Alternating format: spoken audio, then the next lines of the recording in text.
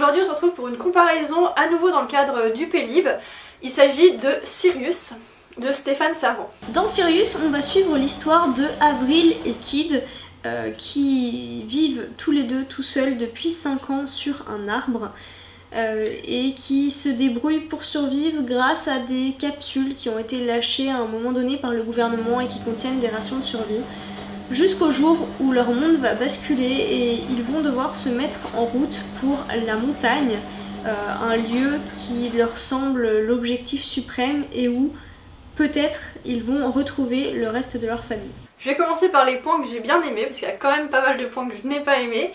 L'écriture est très très bien, c'est assez rapide à lire vraiment, alors que c'est quand même un bon gros pavé qui ne plonge pas forcément dans une atmosphère très très agréable, et pourtant c'est quand même rapide à lire. Alors oui, je rajouterais, et là Mélo ne sera pas d'accord avec moi, que non seulement c'est agréable, mais en plus c'est beau. J'ai beaucoup aimé la plume de Stéphane Servan, j'ai trouvé que même pour décrire un monde qui est complètement détruit, qui est complètement détraqué, qui est moche, il arrive à le faire d'une belle façon. Ouais, là je suis pas trop d'accord. Ok, ces descriptions sont plutôt pas mal, c'est pas désagréable. Après, j'ai jamais été émerveillée ou quoi que ce soit. C'est pas de l'émerveillement, c'est juste un sentiment de lire au niveau des phrases, au niveau de la fluidité, de lire quelque chose de cohérent, d'unifié, enfin ça correspond vraiment à l'univers dans lequel on est. Enfin voilà, moi j'ai été, je vais pas dire transportée par cette écriture, mais vraiment portée et j'ai beaucoup aimé ça. Tout d'abord, une chose que je n'ai pas aimée, enfin c'est pas que j'ai pas aimé, mais c'est juste que ça me dérange un peu, c'est que cette lecture est considérée comme une lecture pour les enfants. L'écriture est clairement accessible aux plus jeunes, enfin aux plus jeunes, pas non plus 6 ans, faut pas abuser. Mais à la lecture de ce livre, j'ai été oppressée et je ne suis pas du tout d'accord sur le fait que c'est pour les enfants. Il y a plein de messages à comprendre, des messages qui sont assez forts et qui pourraient être pas mal interprétés, mais qui pourraient faire peur et créer des peurs, voire des cauchemars. Et par exemple, rendre des enfants végétariens alors que pour l'instant ils n'ont pas matière à se faire une opinion sur la question. Ou ce genre de choses. Ils pourraient également avoir peur, parce qu'en fait c'est une histoire qui est assez facilement identifiable à ce qui pourrait très bien arriver dans notre monde à nous, et chez des gens un peu trop jeunes ça pourrait éventuellement créer une peur que ça nous arrive pour de vrai. Par contre c'est une lecture qui est tout à fait possible pour des adolescents ou des jeunes adultes, sans problème.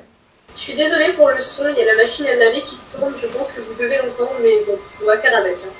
Alors, je suis d'accord avec Mélo sur le fait que ce livre n'est pas à mettre dans des mains trop jeunes. En revanche, moi je me fais pas de soucis pour les jeunes lecteurs. Ouais, c'est un message qui est dur, c'est un message qui est poignant. Moi j'ai pris un point vraiment, c'est extrêmement puissant comme lecture. C'est une lecture qui est engagée et je pense que ça peut pas faire de mal. Ça peut faire de mal à personne de lire ce genre de livre et de prendre conscience que ouais d'accord, on n'est pas encore à ce point-là, c'est peut-être pas si loin que ça en fait, et on s'en rend pas compte. Ouais. Bon, je suis assez d'accord, il y a beaucoup de messages dans ce livre, c'est clairement un livre engagé, ça y a pas de souci là-dessus. Après, il faut pas être un lecteur trop influençable, faut être capable de réfléchir par soi-même pour comprendre les messages du livre. Puis même, je pense que les messages sont pas tous très évidents à comprendre. C'est dur, alors quand je l'ai lu, j'ai vraiment eu du mal, j'en ai pas parlé tout de suite parce que j'ai eu du mal en fait à faire le tri dans ce que j'avais ressenti, c'était pas évident en fait d'intégrer tout ça. Il y a un fort message écologique, je pense, enfin moi c'est vraiment ce que j'ai ressenti. Il y a un message sur le respect des animaux aussi, le respect de la vie animale. Et après il y a tout ce qui concerne l'aspect humain, ça veut dire la tolérance, l'entraide, voilà, le fait d'aimer son prochain, de s'aider, c'est vraiment des thèmes que j'ai trouvé importants. Enfin c'est vraiment ça qui est critiqué en tout cas, et c'est ça qui je crois en tout cas est important. Parce que dans les choses qui sont sur lesquelles Stéphane Servan met l'accent, il y a, j'ai l'impression, tous les points les plus noirs de l'humanité. L'homme est cruel, l'homme est individualiste, l'homme est méfiant, l'homme est manipulateur ou manipulable, ce qui forcément dans les deux cas ce n'est pas bon. Il y a une forte critique de la religion qui est utilisée à des fins de destruction, à des fins de manipulation. Donc voilà, il y a une grosse critique de l'homme vis-à-vis de ça, et aussi de l'homme dans la façon dont il a maltraité la planète, dont il a utilisé autant qu'il pouvait toutes les ressources qui lui étaient données par la planète et finalement sans jamais s'occuper comme il fallait de ce cadeau. Du fait de tous ces messages, je n'ai pas trouvé ma lecture agréable et je l'ai même trouvée limite sans espoir et très très oppressante, une atmosphère vraiment pesante. Et du coup c'est ça qui m'a empêché d'aimer ma lecture, même si en soi les messages qui sont passés c'est des messages à faire passer. Je suis pas d'accord avec Mélo, moi j'ai trouvé qu'il y avait quand même de l'espoir pour s'en sortir, de l'espoir pour vivre mieux. Alors il faut pas rêver hein, dans l'état le monde dans l'état dans lequel il est quand on arrive dans cette histoire, on pourra pas l'arranger, hein, ça c'est clair, mais on peut aider les autres, on peut survivre sans détruire davantage et ça je trouvais que c'était là que résidait l'espoir en fait. Il y a aussi de l'espoir en ces êtres humains, alors forcément dans le roman ils ne représentent pas la majorité mais qui ont décidé que il fallait arrêter de s'entretuer parce que la violence, il y en a trop eu. C'est un message qui revient souvent ça, c'est Kid qui le dit, le petit garçon. Il y a eu trop de morts, il y a eu trop de violence, il faut arrêter quoi. Du coup en parlant de Kid, on va peut-être parler des personnages. Donc il y a Kid, le petit garçon, et il y a sa grande sœur Avril. Donc on suit ces deux personnages qui rencontrent quelques autres personnages mais vraiment très peu tout au long de leur aventure. Et personnellement moi le petit garçon au bout d'un moment il m'a agacée mais vraiment.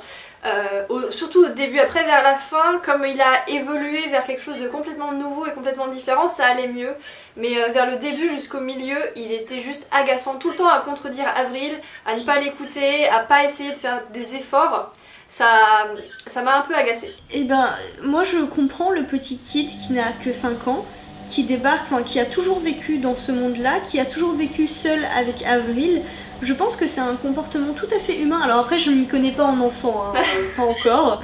J'ai déjà eu l'occasion de garder des enfants dans ces âges-là et la contradiction c'est quelque chose d'humain et à cet âge-là en tout cas, qui me semble humain et naturel, en particulier vis-à-vis de l'autorité. Faut aussi se rappeler que Avril, elle n'a pas l'étoffe pour être parent. C'est une jeune fille, c'est sa sœur, elle fait ce qu'elle peut, mais elle n'a pas l'autorité pour régler ces problèmes-là, quoi. Donc moi ça m'a pas choquée, j'ai trouvé ça assez réaliste. En fait c'est pas tellement que ça m'a choquée mais c'est juste que comme il y a que deux personnages on est centré que sur tout le temps les mêmes et le fait que ce soit l'enfant qu'on entend tout le temps se plaindre et tout ça, ça agace à force. Au final je trouve qu'Avril malgré son peu d'expérience elle se débrouillait très bien pour s'occuper de l'enfant et pour lui expliquer certaines choses. Elle pouvait pas faire autrement, comme elle le faisait c'était déjà très bien et même si ça fonctionnait pas tout le temps elle pouvait pas faire mieux. Ouais. Avril c'est un personnage que j'ai beaucoup aimé parce que elle garde pendant une grande partie du roman tout le mystère qui tourne autour de son passé. Majoritairement on suit les pensées d'Avril et même dans ce cas-là, on sent qu'elle essaie d'occulter son passé, quoi. Et on sent qu'il y a quelque chose qui la poursuit, on ne sait pas quoi exactement, on ne sait pas de quelle manière elle était mêlée à tout ça. Elle parle du mal qu'elle a fait, on sent qu'elle essaie de se libérer de ce passé et qu'elle n'y arrive pas. Et moi j'ai trouvé ça très bien, j'ai vraiment beaucoup aimé ça. J'ai eu du mal à m'attacher à ce personnage puisque au début autant il y a de quoi s'attacher, puis à force il y a tellement de mystères qu'on ne sait pas réellement qui elle est. On sait pas tout à fait ce qu'elle pense vraiment, il manquait un truc pour que je m'attache beaucoup à elle et que du coup je suive le récit d'une manière un peu plus engagée avec les personnages. Par contre il y a une chose que j'ai beaucoup aimée, c'est les animaux qui dans le récit sont limite des personnages en soi, hein. Donc on apprend certaines choses sur leurs sentiments, sur ce qu'ils pensent, ils interagissent avec les personnages et ils changent le cours de l'histoire complètement. Et j'ai plutôt bien aimé, je les ai trouvés limite je les ai préférés aux personnages en fait. La façon dont est traitée la thématique des animaux, ça c'est vraiment quelque chose que j'ai apprécié. Je rejoins Mélo là-dessus, il y a notamment un moment où on va rencontrer un cheval, une mule, c'est un âne, ça, Ésope. Et en fait il est donc avec un personnage humain et c'est lui qui dirige, c'est Ésope qui guide. Les animaux deviennent les guides de l'humanité. Ils ont repris la supériorité sur l'humanité. Ils ne sont plus... Alors, il y a beaucoup de gens, donc toute la majorité des gens dont on parlait avant, qui les chassent et qui les tiennent pour responsables de tout ce qui s'est passé. Et les autres, en fait, les vénèrent presque parce que, normalement, tous les animaux ont disparu. Et on se rend compte qu'il en reste, et donc c'est des cadeaux, en fait. C'est la survie d'une espèce, c'est quelque chose de presque miraculeux.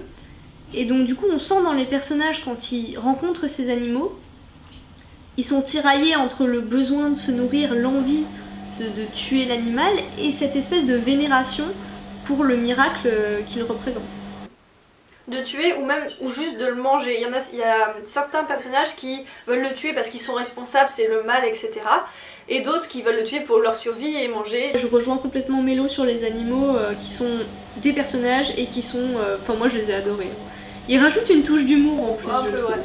Un petit peu, parce qu'il en faut un peu quand même, parce que sinon effectivement ce serait vraiment dur comme lecture. Un autre point à soulever, c'est que dans le récit, pour certains personnages dans certaines villes, on va dire, pour survivre, on choisit le cannibalisme. Voilà, donc c'est une nouvelle thématique qui est traitée, un autre point qui peut éventuellement choquer les plus jeunes ou pas. Voilà. Après c'est traité de façon très rapide. Hein. Oui, il n'y a pas de description, il n'y a pas de détails. Voilà. Et pourtant Mélo s'y connaît, n'est-ce pas, après le dieu l'oiseau. Voilà. Mais non, là c'est évoqué. Et c'est en particulier dévoilé par les paroles d'un enfant, Kid, il dit quoi les hommes mangeaient, je crois, enfin... Les hommes mangeaient nous, ou un truc comme ça. Et Avril n'y croit pas une seule seconde. Pour elle, c'est juste... Enfin, ça lui vient même pas à l'esprit, quoi. Et finalement, elle comprend qu'il a raison. Alors que c'est bizarre parce qu'au tout début du roman, on nous parle de cannibalisme et elle dit que elle peut pas expliquer à Kid qu'il y a des hommes qui mangent d'autres hommes, mais qu'elle le sait que ça se passe. Ah bon ? Oui, au tout début il y a ça. Ah, je m'en souviens plus du tout. Et c'est à ce moment-là que je t'avais envoyé un message en disant oh tiens, ça va parler de cannibalisme. Pour conclure, c'est pas un roman que j'ai adoré, c'était pas une lecture agréable. Après c'est sûr c'est un roman engagé et ça me fait pas mal d'entendre ce genre de message. Du coup ça reste un roman très original. Parce que j'ai jamais lu de livre comme ça ou quoi que ce soit. De mon côté, c'est un roman que j'ai vraiment beaucoup aimé. Comme je l'ai dit, j'ai été très émue, ça m'a secouée. J'y ai repensé longtemps après, enfin longtemps, ça fait pas longtemps que je l'ai lu, mais c'est des messages que je pense je vais garder un long moment, au moins, peut-être toujours, j'espère. Je pense que c'est un roman à lire et du coup je pense qu'il a sa place parmi les 7 finalistes du Pélib. Après voilà, par rapport aux autres finalistes, il est complètement différent. Donc c'est un roman qui est complètement différent des 7 autres finalistes, enfin en tout cas des 6 autres que j'ai lus. Peut-être qu'à la rigueur dans La Faucheuse et Les Bonnes Tunnels on peut trouver quelques critiques de la société actuelle, enfin voilà. Pas énormément non plus, c'est loin d'être aussi engagé, mais par contre de l'autre côté, pour ce qui est de Shades of Magic et des Sœurs Carmine, là c'est vraiment de la fantaisie, c'est très, très plus de la lecture de divertissement. Je suis pas sûre que je mettrais Sirius dans la même catégorie. Pour moi c'est un peu un hors catégorie. Complètement oui. Donc sur ce, on a fini cette comparaison, on espère qu'elle vous aura plu, n'hésitez pas à nous dire ce que vous en avez pensé si vous l'avez lu, puisque c'est un roman... qui peut faire débattre beaucoup avec tous les sujets qu'il traite. C'est avec ce roman on a quasiment fini nos lectures pour le Pélib. Personnellement j'ai tout lu, j'ai lu Le Souffle de Midas en dernier et par contre Mélie il lui reste encore le Souffle de Midas à lire, donc ce sera notre dernière comparaison pour le Pélib. En attendant on vous souhaite de très bonnes lectures jusqu'à la prochaine vidéo.